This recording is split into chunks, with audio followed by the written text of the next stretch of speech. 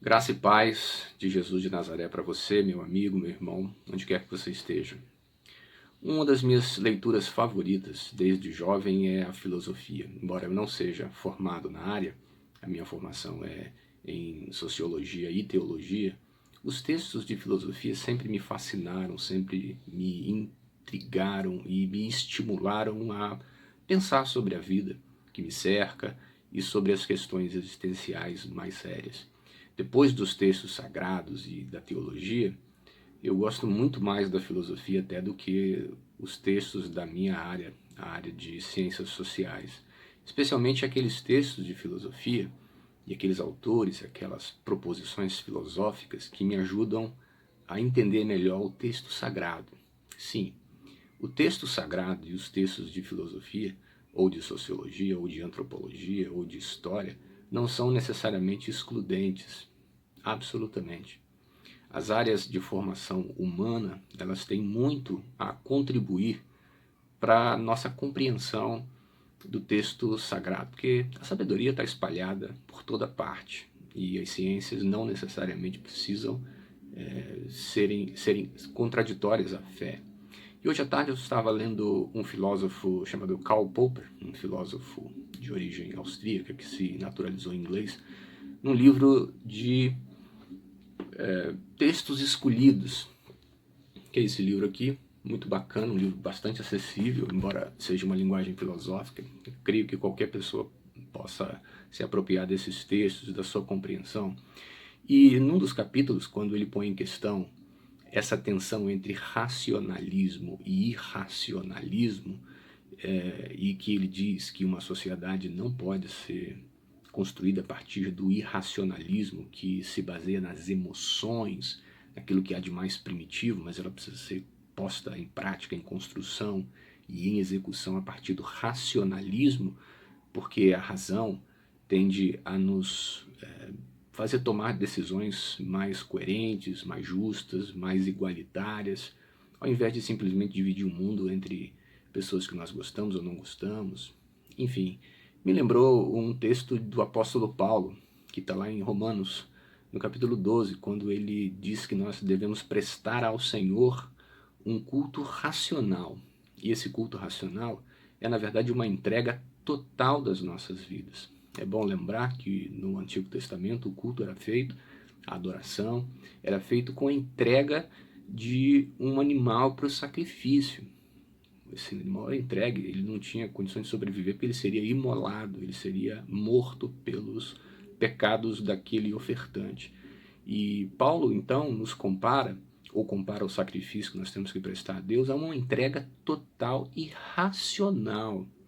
Precisamos lidar com o sagrado também de forma racional. Evidentemente que nós não usamos a razão nesse caso para compreender o sagrado, compreender Deus, compreender a eternidade, compreender os milagres, compreender a encarnação de Cristo, a ressurreição. Essas coisas estão para muito além da nossa compreensão, porque nós estamos presos numa dimensão de espaço e tempo e somos drasticamente limitados por ela. E o sagrado não, Deus está para além dessa estrutura temporal e espacial.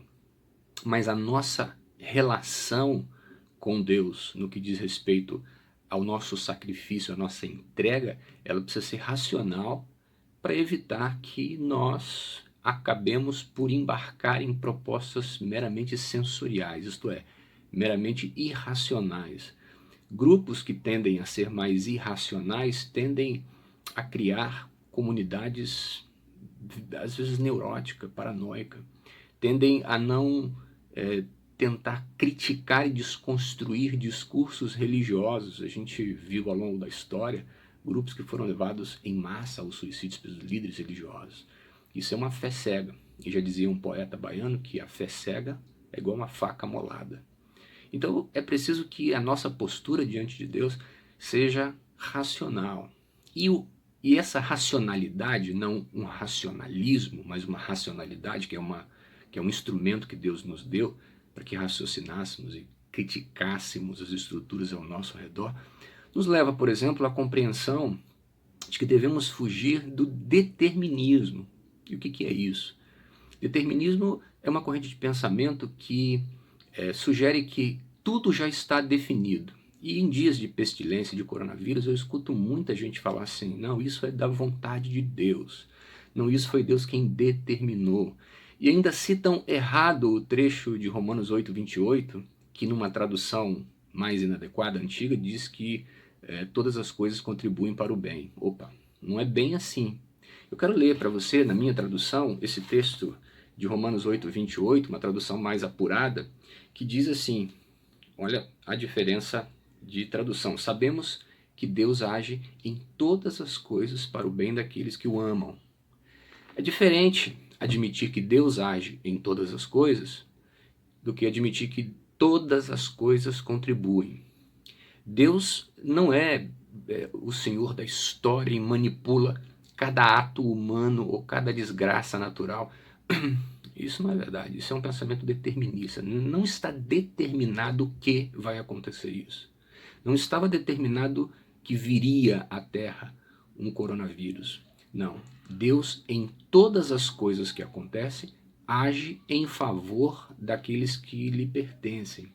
Deus determinou sim a história da salvação e a história da redenção. E qualquer ser humano, país, qualquer evento geológico, qualquer ação política, qualquer indivíduo, chefe de Estado ou nação que queira se interpor com a sua própria história, a história de salvação, Deus remove do caminho.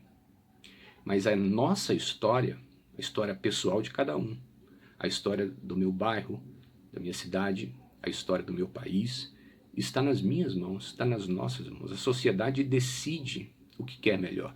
Veja, a oração de Jesus é: venha a nós o vosso reino e seja feita a tua vontade. Jesus não precisaria orar assim se esse reino desse mundo já estivesse totalmente de acordo com a vontade de Deus. Não está. É preciso que nós a invoquemos. É preciso que nós, através da nossa representação do reino de Deus, da nossa ação evangelística, da nossa ação de amor, da nossa ação social, a partir dos princípios da palavra de Deus, façamos valer a vontade de Deus numa terra, num mundo que faz a sua própria vontade. Então, meus irmãos, Deus não é um carrasco que, para punir a maldade, a iniquidade humana, lança pragas, faz aviões cair, porque esse artista ou aquele zombaram do Senhor. De forma alguma. Cada um é livre. Cada um é livre para fazer aquilo que achar melhor. Mas felizes são aqueles que meditam na palavra de Deus e as praticam.